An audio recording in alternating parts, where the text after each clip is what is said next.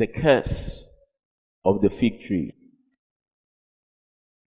Quite a popular story, I'm sure we heard or read in the Bible. You see that in Matthew chapter 21, and then an angle to that as well. The curse of the fig tree. Before I go to start with that, Matthew 21, let me lay a certain foundation that I believe would be helpful in understanding the curse of the fig tree.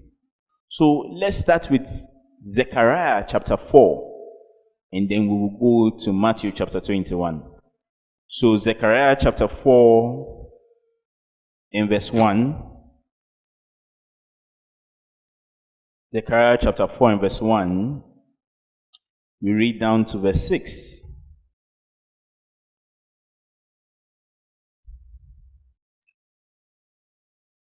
He says, verse 1, and the angel that talked with me came again and waked me, as a man that is waking out of his sleep. An important information there, but let's pass on. Verse 2, and said unto me, what seest thou? And I said, I have looked, and behold, a candlestick all of gold, with a bowl upon the top of it, and his 7 lamps thereon, and 7 pipes to the 7 lamps, which are upon the top thereof, and 2 olive trees by it, one upon the right side of the bowl, and the other upon the left side thereof.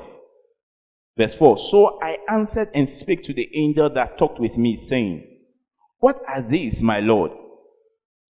Verse 5, then the angel that talked with me answered and said unto me, knowest thou not what this be? And I said, no, my Lord.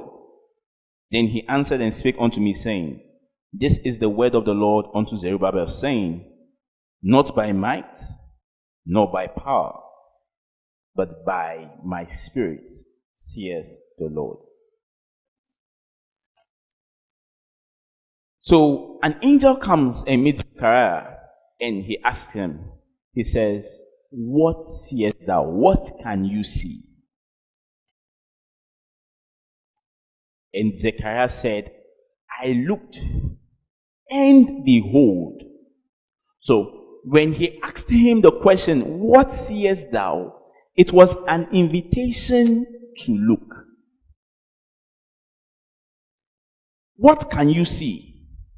When that question is asked you by God, it's an invitation for you to now look. If not, your answer can be, I'm not seeing anything. What can you see? There's nothing I'm seeing. Remember, he was just waking up from sleep. What are you seeing? You can describe anything.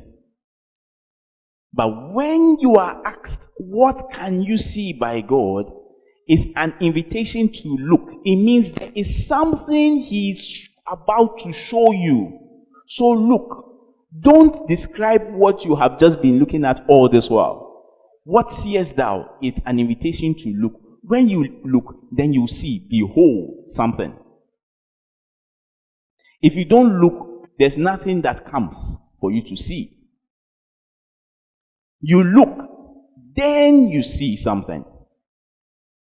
So, he looks, and he says, behold, I see candlesticks. And he goes ahead to describe the things he saw. And then, he goes ahead. After describing it, verse 4, he said, so I answered and spake to the angel that talked with me, saying, what are these, my Lord? He's telling us he gave an answer to the one who asked him to look. When they asked him to look, he started describing the things he could see. He said, a candlestick all of gold, a bowl, 7 lamps, pipes to the 7 lamps that were there, olive tree. So he is saying physical things that he can identify with. He can name them. He knows what a candlestick is. He knows what an olive tree is. He knows what a bowl is. He knows what pipes are. These are things he knows. So he's told to look, and when he looks, he sees things that he knows, things that he's familiar with. Then he tells us in verse 4 that I gave an answer to the angel. Do you know what that answer was? It was a question in verse 4. He said, and I answered. What is the answer? It was a question. The question is that, what are these, my Lord? He's seeing things he knows shown to him by God, but he chooses not to assume the meaning. If it was like some of our people now who want to describe dreams they see.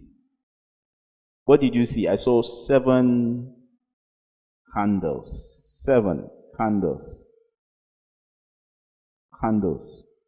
Olive oil. Candles. Bowl. 7. 7 stands for perfection. Candles. Light. Olive oil. You use oil sometimes with fire. It means that God is going to make your light shine into perfection. The man sees it and says, my answer, what are these, my Lord? When God shows you things you are familiar with, don't give a familiar interpretation to it. Find out, what are you showing me? God meets a man, a prophet, Ezekiel. He takes him to a valley of dry bones. Then God asks him a question. Can these bones live? There's a way to answer that question with common sense. They are dry bones. Dead, disjointed. Common sense answer is no. They cannot live. Then there's another answer you can give. A very religious answer. Can these bones live? Asked you by God. A very religious answer. Oh yes. God, what you cannot do does not exist. They can live. That's very religious. But the man Ezekiel, he's a prophet. He understands the workings of the Spirit. He says, you know. I can give common sense. I can answer a religious stuff. But if it's God showing me, let me calm down. You know. Because what looks familiar, when the angel asked Zechariah, what are these? And he described what he could see, and he answered again by asking you, what are these? I've told you what I can see. You too, at the end of the day, what are these? And he says, this is the word of the Lord unto Zerubbabel. Not by power, not by might, but by my spirit, saith the Lord. Now go back and look at what Zechariah saw and explain to me how that is fitted into one sentence. But when God shows you physical things, to the spiritual, all things are spiritual. When God showed Ezekiel the dry bones, God was not talking about dry bones. He was not focused on human body. He was talking about his people. But yet it was a physical thing.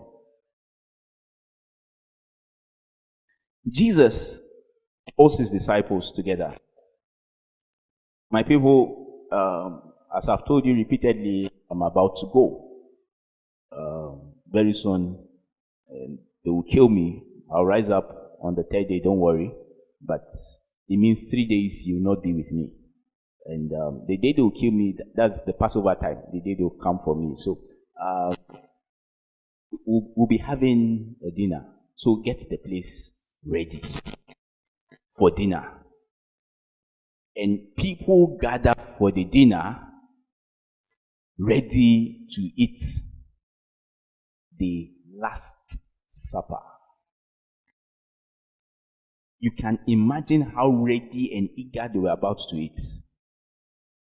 because it's the Last Supper. It's like seeing somebody that is about to die and you ask the person, what's the last thing you want to eat? You're about to die. That's not the time to think of health complications. I mean, bring all the things. I'll eat them. So it's the Last Supper. Time to enjoy. Then they bring food on the table. There's bread and there's wine.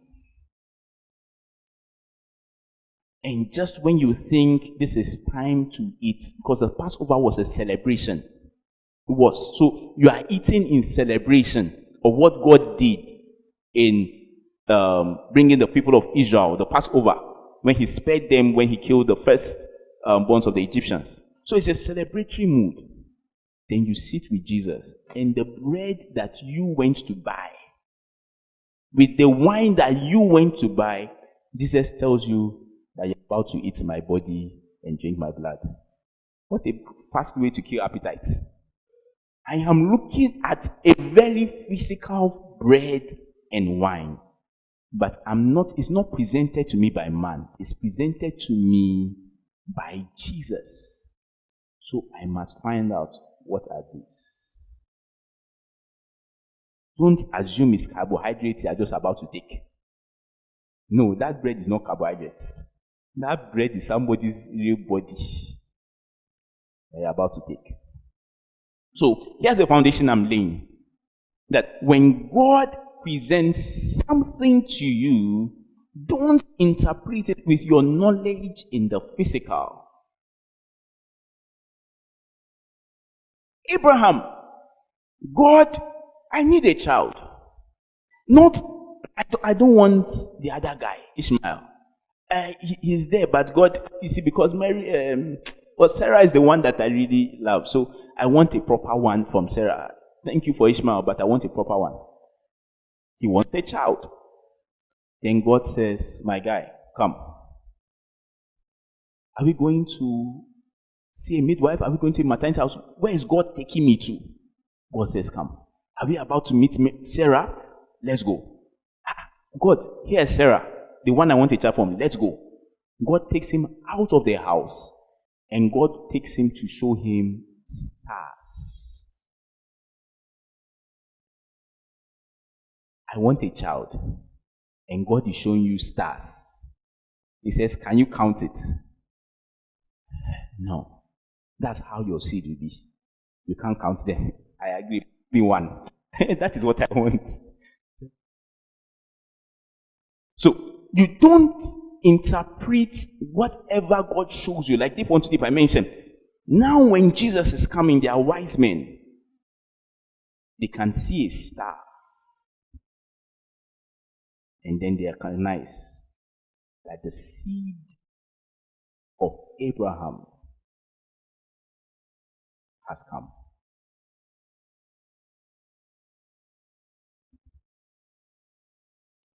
Let's go to the king's house.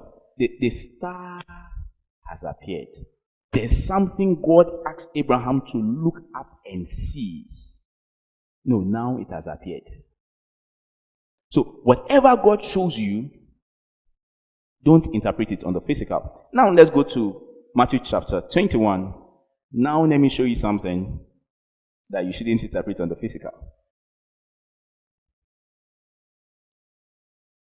Matthew 21, from verse 18, is where we'll start reading from. But let's go another journey. Matthew 21, Jesus is getting ready to die. Remember, Jesus, like it said in the song, he was born to die. The fulfillment of Jesus' life was in his death. So Jesus is getting ready to die by Matthew 21. The time is set for Jesus' death. The timing of Jesus' death was calculated already by God. You see that in the book of Daniel. Now, it's time for Jesus to die, and Jesus is doing everything to ensure that things fall into place. Prior to this, Jesus was avoiding the wahala of the Pharisees. When the Pharisees come and meet Jesus and they want to ask him a certain question, Jesus would be very wise in the way he answered it, because he saw the kind of traps they were trying to lay. Very wise. When the people were trying to celebrate Jesus, Jesus knew how he would separate himself away. Then Matthew chapter 21, what you call the triumphant entry. Jesus now tells his disciples, go and get a coat that nobody has sat on. He described where it was. Go and locate it. Now we are going to enter the city with noise. People, it's time for me to be celebrated. Why? Because something was to be triggered with the Pharisees. So here's the triumphant entry of Jesus, and there's celebration going on. And so the Pharisees are agitated. Why is Jesus causing this kind of problem? They tell the people, keep quiet. Jesus says, if you tell them to keep quiet, I'll get stones to praise me. See, what is about to happen, you can't stop it. I'm working on something. Now Jesus goes to the temple and he flogs people in the temple. He has no natural right to do that kind of thing in the temple. He was neither a priest, I'm talking of on the natural, nor a Sadducee or Pharisee that gives him the audacity to go and flog people there. He goes and he does that. The Pharisee says, Charlie, Judas, hello, Charlie, it is time. Come and meet us, the man is ready. So everything was intentional. It was on time. So when Jesus got there, he wept over Jerusalem. Why? They did not know the time of their visitation. Jesus sits at table after that couple of events.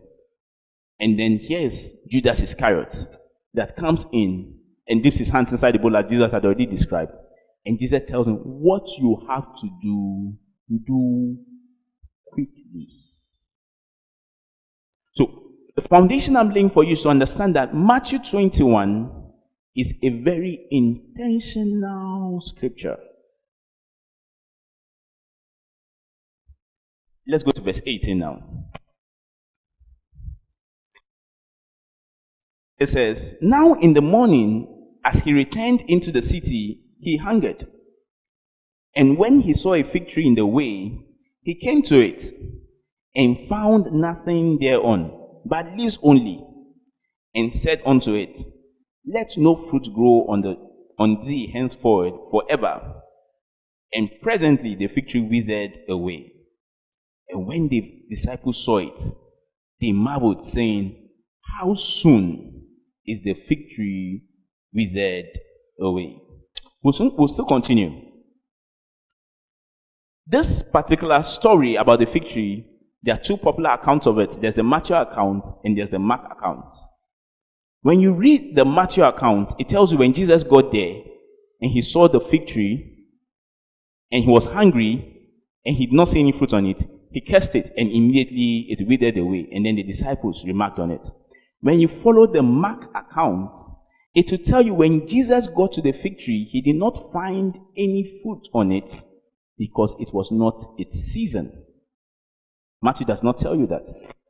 And then he says, according to Mark, the following day was when they noticed that it had withered away. The following day. Matthew tells you it happened immediately. Now, who is right, who is wrong? No. They are both right, but I'll just tell you how. Remember, they are not writing the event as it was happening. It was not as it was happening, then they're carrying a book and pen and writing. Hey, we've gotten to the fig tree. And then, no. They were writing after. Matthew is writing from a place of a different understanding. Matthew is writing from an angle where now he knows at what time the fig tree dried up.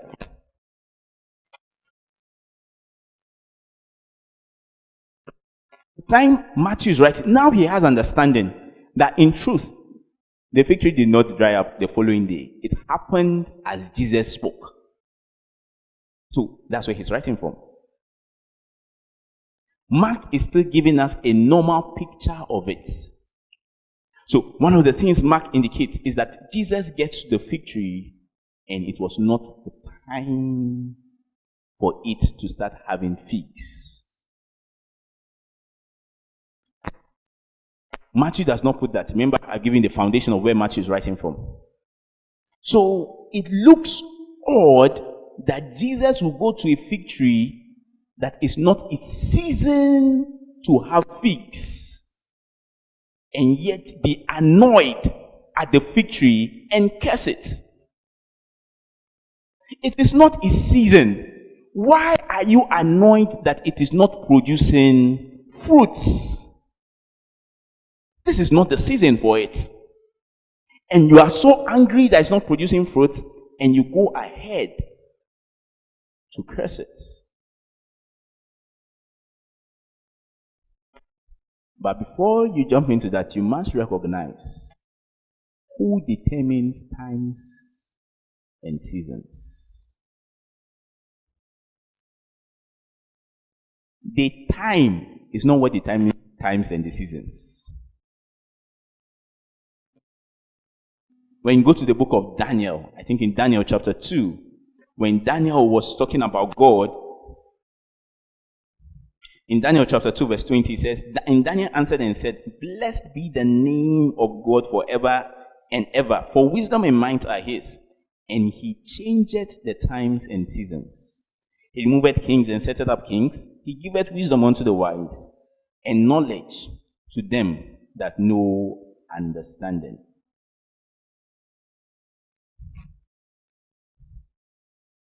So God has the ability to change times and seasons. When God comes to you, God can come to you at a time, at a season that normally does not look like it's your time and your season, and yet God tells you it's your time and your season. God comes to meet a woman called Mary. Mary, a young lady who is in courtship to get married. The season of Mary is courtship.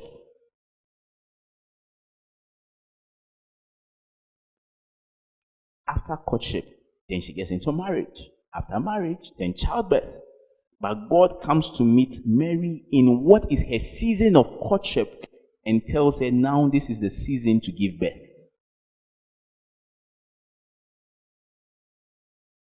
And change times and seasons. He comes to meet Zechariah. Zechariah is not thinking time for children. No. I determine the times and seasons. Here is Abraham. He meets with his wife Sarah. They've negotiated the thing and their biological clock. And they said, no, with this clock, it's over. No more children again. You sort out with Hagar. Her clock is still ticking. He has a child with that. God comes and meets them. He gives the promise at 99 years old. Sarah is there. And then the one that can change times and seasons comes to meet her and says that it's not your season to have fig. Sorry, it's not your season to have a child. But by this time, next year, you are going to have a child. And then Sarah was laughing at the one that controls times and seasons, telling that it's like you don't know what time and season is. And he says, why do you laugh? Then she realized she was foolish. So, Jesus comes to the fig tree. You must recognize that that it was not his time and season. The one that changes times and seasons had just stepped in. So now let me ask you, want to create your own account of the fig tree. Was it the time for the fig tree to have figs or not? Yes. And Jesus gets to the fig tree and he's annoyed at the fig tree. But then again, remember where we came from. When God shows you something, don't assume the meaning of it. I showed you when God showed a person dry bones, yet he was talking about a nation. God showed olive tree, candlestick, bowl, pipes, and he was saying not by power, not by might. God brings bread and wine, and he says bread and wine is flesh and blood. But now there's the fig tree. The fig tree was standing in for something else. I'll soon get there. So Jesus' anger was not really just at the tree in itself, was what the tree was to represent. If you go through your Bible, one of the fig tree is very common in the Bible. And one of the things the fig tree stands for in the Bible is the fig tree stands in for us, the people of God, the plantings of God. One of the things. This fig tree was not just a fig tree on its own, it was representing something. So Jesus was annoyed at really what the fig tree was representing. Now, still the Matthew 21.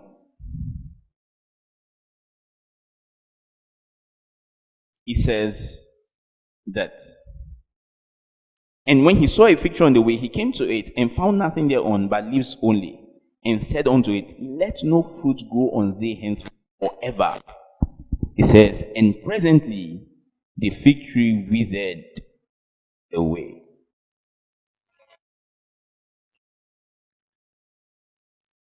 He's given a harsh judgment to the fig tree. He cursed it and it died. It is harsh. He could easily have ignored it, hoping to find another fig tree that would give it fruits. But he gave a harsh judgment to it by submitting it to death. It withered. And the Bible indicated that the disciples of Jesus saw it. They took notice of it. It says, verse 20, and when the disciples saw it, they marveled, saying, how soon is the fig tree withered away? So, Jesus intentionally did that for his disciples to see. The reason why Jesus addressed that fig tree, he wanted his disciples to see something. We'll soon get to what he wanted them to learn. He wanted them to see it. That fig tree was put there to teach them a lesson. It was created for that purpose. There are things God puts in your way intentionally. Intentionally. The sole reason they were there is intentionally because he wanted to teach you a lesson. There are these skeletal frameworks, kind of like dummies, that are created. And then they have the exact skeletal framework of the human body. The only reason they are created is to teach people about the human body. That is all. Time is spent to frame them to look so much like our real body for one simple reason: to teach you a lesson, to show you something. That's what the fig tree was. Like God will intentionally harden the heart of Pharaoh simply for a particular reason.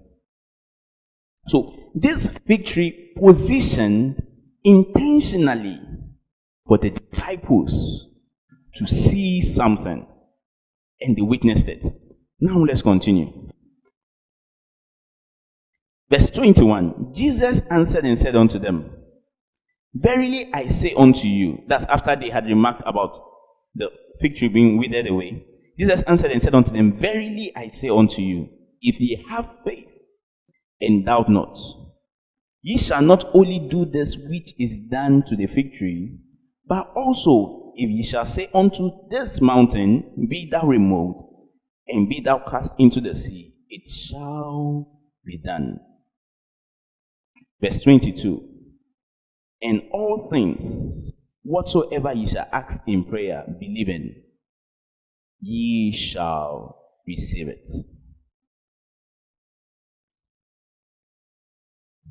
So, here you have Jesus making a comment. Please stay with me. After he had noticed their comment that they had seen what he did, then he explains to them why he did that. He says that if you have faith, what you have seen me do to the fig tree, you will also do. In other words, I did this so that you would also do it. What you have seen me do to the fig tree, you will do it. What I did to the fig tree was not about me being hungry for food. No, Jesus never had an issue with hunger. There was a time Jesus was hungry. They were going to buy food. Then they got to a place, and then Jesus told the disciples, okay, you guys, you go ahead and buy the food. And they went. And then Jesus stayed back and addressed the woman by the well. And when they came, they met him with food. And then he said, no, I'm not hungry. They said, did somebody come to give you food when we are not here? He says, no, food is to do the one of him that has sent me. This is Jesus who for 40 days is fasting. And then he's come to be told that you turn stone to bread. He says, no, man shall not live by bread alone, but by every word that proceeded out of the mouth of the Lord. This is Jesus that is teaching for 3 days. And after the 3 days, he doesn't call his disciples and call them in the corner and say, my guys, Charlie, I am hungry. No. He tells them, give them food to eat. He can multiply food for himself. So the anger was not really about his hunger. It's to show them, I want you to do what I have just done. Address the fig tree. So the first thing is that what you have seen me do, you will do. And he says, not only this. He says, but also if ye shall say unto this mountain, be thou removed, and be thou cast into the sea, it shall be done. So, Jesus said, you won't only address the fig tree, you will also address this mountain. Take note. He didn't say you would address a mountain. He didn't say, but also you would address mountains. He said, this mountain, talking about a specific mountain. So, there was a mountain present when Jesus was addressing the fig tree. It was not only the disciples that witnessed it, there was a mountain that witnessed it as well. Then again, you must remember that you don't just interpret the mountain as just being there. In the same Zechariah we read, when you continue, it says, who art thou, O great mountain? Who? The mountain was talking about a person. And yet it says, who art thou, O great mountain? When Jesus was addressing the fig tree, there was a physical mountain that witnessed it. It was not just the disciples. The disciples thought they were the only ones. But there was a mountain that saw how Jesus handled the fig tree. And Jesus said that if you can do this, you won't only sort out the fig tree, but you'll be able to talk to the mountain and tell the mountain to be cast into the sea, and it will. So, what's it? The fig tree is a small issue. The fig tree is not like the coconut. The fig tree, in what looked like a trivial situation, Jesus dealt with it. Because there was a mountain that was present observing.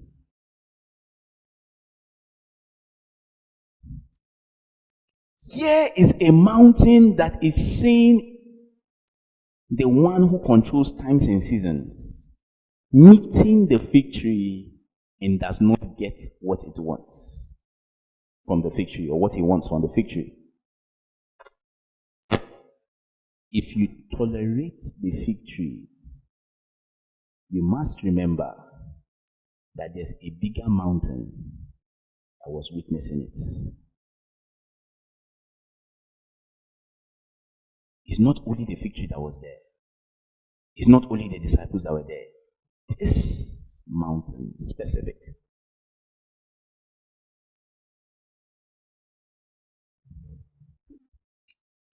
You will have a small child, let's say 7 years old, and you tell the child had poured water on the place, messed up the wall. And you tell the child, don't pour water there again. And the child looks at you and laughs. And does it 7 years, and he does it again. Don't do that. You are messing up the place. He does it again. And okay, now get him up and clean the place. The child is just laughing and runs away. And then you go and you carry the mop. For these children of nowadays, and you clean the place. Then the following day, you have an 11-year-old child playing with water. And he's pouring it on the wall. And then you come, Kweku, stop pouring the water on the wall. Kweku will look at you. He will not even have the time to laugh. He will just continue. No, Kweku saw what happened with the other one. No. He's not going to listen to you. When you were teaching the 7-year-old one what it means to continue being stubborn, you were empowering a bigger problem. The 11-year-old child watched how you were able to be lenient with a 7-year-old child, and you want to come for this great mountain. If you want to say to this mountain, be moved and be cast into the sea, you must be able to look at a small fig tree and address it. The big mountain will not hear you if you are not able to speak to the fig tree. And continue in verse 22, if I'm not mistaken, is it verse 22? It says, in all things, whatsoever you ask in prayer, believing, ye shall receive. Before you jump to realize that it says, and it didn't just start that sentence. That statement was in connection to what Jesus had just done. When you go to the Mark account, it will state it the same thing. It will say, therefore, whatsoever. So it's on the basis of what has just happened that you can talk about whatsoever things you ask in prayer. How you handle the fig tree, then whatsoever you ask in prayer.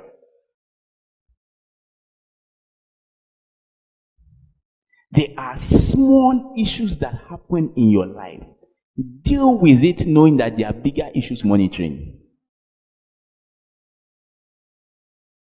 Curse the fig tree as though the fig tree is the great mountain. A small headache that comes. Curse it, curse it, curse it, curse it. Sort it out quickly, quickly. Deal with it, curse it. What are you cursing? No, it's headache. And that's what you're wasting our time on. Yes. So that when some demons called cancer comes, you can speak to them and they will listen. Because they observed what you did with a headache. A malaria was shaking you and you could not speak to it. And then they say there's something called COVID. Why won't you carry all the nose marks in the world?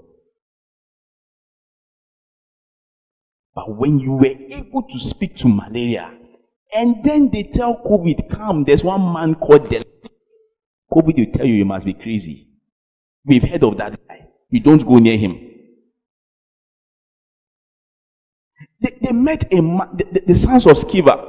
They went to go and cast out evil spirits. And then they came in the name of Jesus, who Paul preaches. And the evil spirits looked at these ones and said, who are these ones? My guy, we get gist too.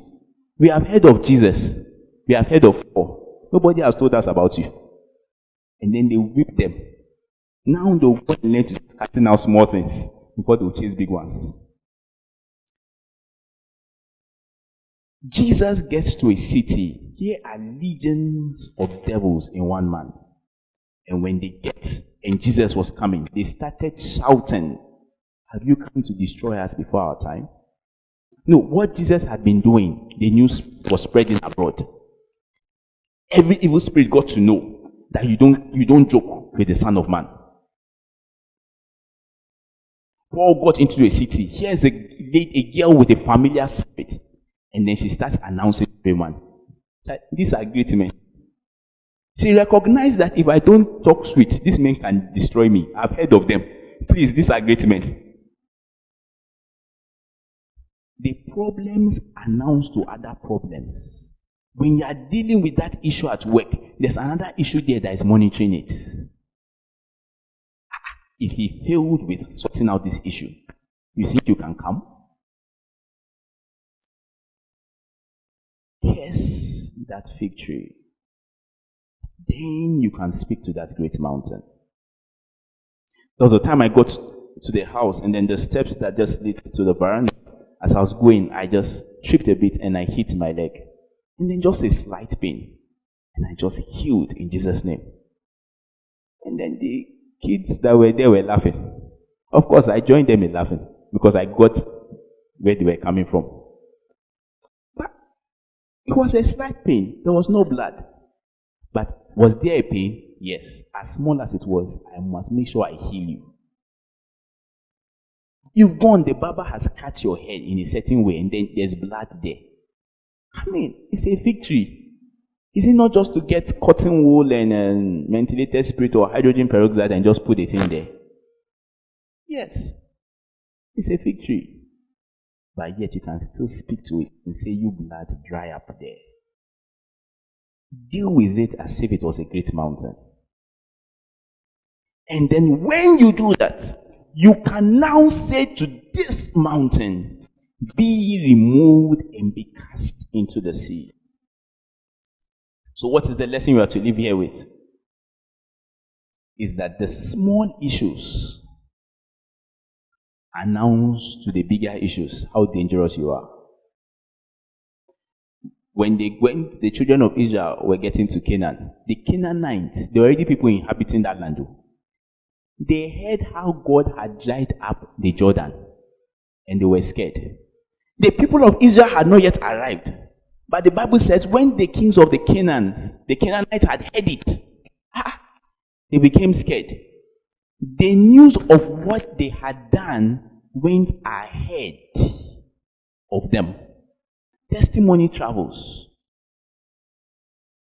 The wonders God does with you, it travels. Before you get into a city, the news has spread abroad. There are spirits that monitor. When you are dealing with headache, that's why we cast out spirits sometimes when we are doing the healing stuff. Because there are spirits responsible for things. So here's a spirit that is giving malaria that knows that you are not able to speak to it. And then another spirit that is responsible for COVID is now there thinking you want to come and deal with it. So remember, deal with small issues as though it was a big issue. Let me do a little twist to end.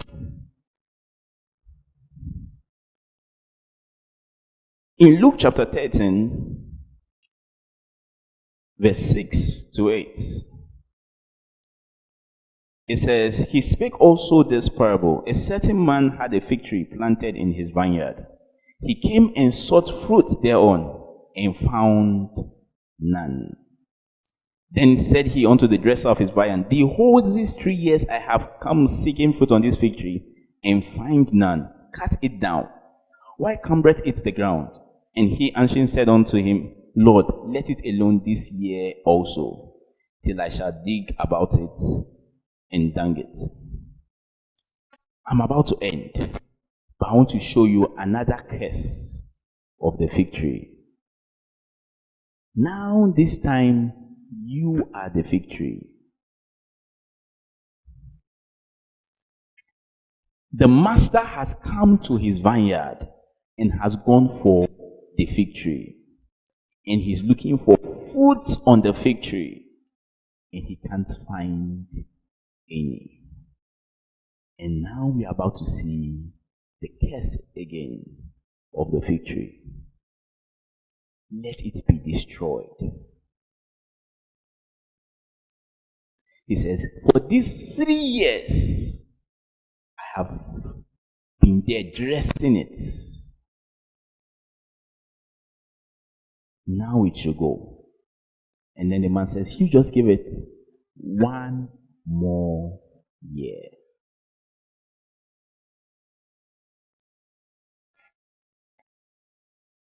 What God has been doing in your life is because he wants to see a fruit from it. You have been at a blessed generation for how many times? You have come for strong and bold programs for how many? What fruit is showing in your life?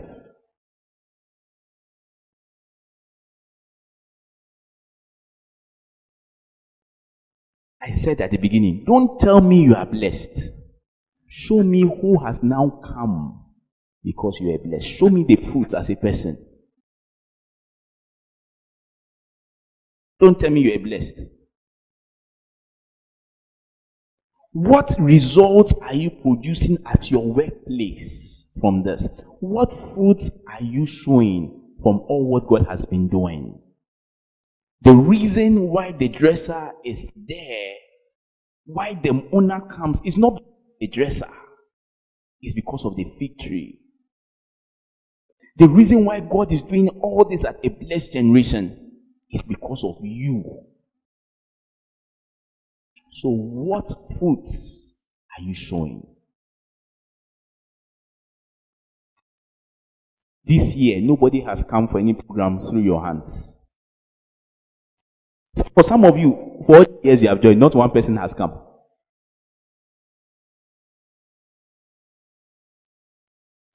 Comes and he says, the curse of the fig tree, let it be cut down.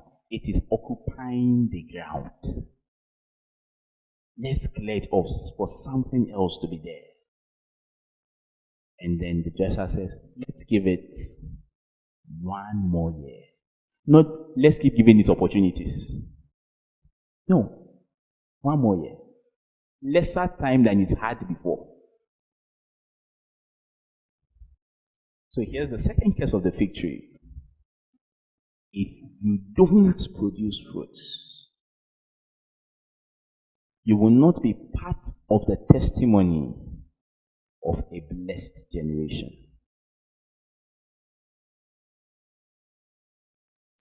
When God comes to meet us at this gathering at a blessed generation, he's coming for fruits.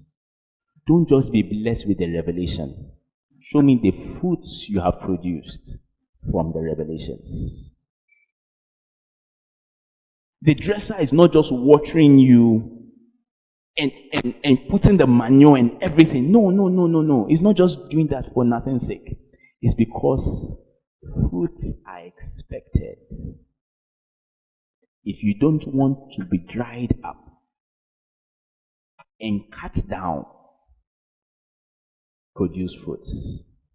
Oh, but Dela, this is not my season. Actually, you see, I'm now warming up in the things of God. It's not yet my season. You know, a blessed generation. I was invited by somebody. So this is like my second or my third or my fourth time. So I think the normal season should be maybe 1 year into a blessed generation. I should have invited somebody. Maybe when I hit a certain dimension in the things of God, then I start producing results. It's not yet my season. When God comes, He determines your season. We spoke restoration of years at the beginning. Now you might understand better why we spoke that. Because fruits must speak. So 2 things, the curse of the fig tree. Number 1, when you get to that fig tree, you don't see the fruits from it. Don't let it go. Address it. Oh, I wanted to get this thing from where I had prayed it to happen. I prayed this favor and I knew in my spirit I was praying the right prayer. Now I went there and I did not get it. And then you leave it, only God knows. No, another situation was watching you saying, only God knows. And when you come to teach you another lesson for you to say, only God knows. No, address it. I did not get a fruit from you, you fig tree. You are sorted out. Where you are staying, in your house, that little issue there, address it. In your neighborhood, correct certain wrongs that are there. You want God to use you to spare this generation. Yet some things in your neighborhood that will cause flood, you will not speak about it. But you want to speak for the whole generation. You want to be the voice that will cry out and speak for waters to cease in certain places. But the ones that are just in your house, you cannot address it. You want to stop people from messing up our water bodies. But yet when we come to your house, it is dirty. You are a joker. Address the small things. Then when you get to that position and you speak, some things will have gone around to say, this guy knows what he's doing up. And then the second is produce fruits so that you are not taken away. Now, what God wanted to do with your life, somehow we just never knew about it. All the reason why God brought you into a blessed generation, all the wonderful dreams that you were dreaming about, somehow that story is never told. All the people who have stood to tell you that, thank God for your life. Thank you for staying on. If you had not stayed on, where would my life have been? All the people who are to come and meet you and tell you that will never get it. Can we rise up in our feet?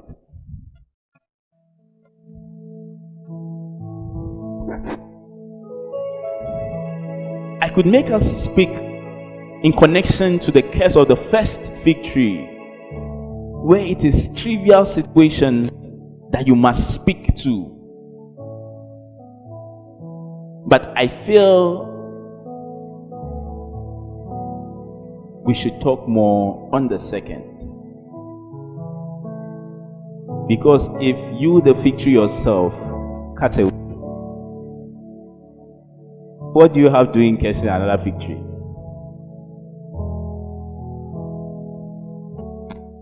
It says, let's give it 1 more year. What you are just going to do now is you are going to thank God for the restoration of years. Remember, we started by recognizing that there has been restoration of years. Years that we are supposed to have done certain things that have gone out. God has brought them back to us. Years that we should have produced fruits in certain people's lives that we wasted playing with them. Meanwhile, we're to produce fruits in them. Thank God for the restoration of years. Things that we're supposed to have done at our workplaces, that we blew the opportunities away. Now restoration of years have come, that we will not have the curse of the fig tree, but we will produce fruit. Can you just go ahead and thank Father that He has given us the restoration of years? It will be the trees that will produce fig. He will find results in us. He will meet us with fruits. He will meet us with fruits. He will meet us with fruits. He has not cut us away after this world when He came to meet us without fruits. But in His mercy, He says, I've restored the years back to you, that you will still produce fruits. You will not be cursed. He says, I want you to still produce fruits. By my mercy, I'm giving you another chance to still produce fruits. By my loving kindness, I'm still giving you another chance to produce fruits in the lives of people. By my mercies, I'm giving you another chance to produce fruits in your families. By my mercy, I'm giving you opportunities to produce fruits in your business. By your mercy, I'm giving you opportunity to produce fruits in your school, in your workplace. Father, thank you for restoration of years.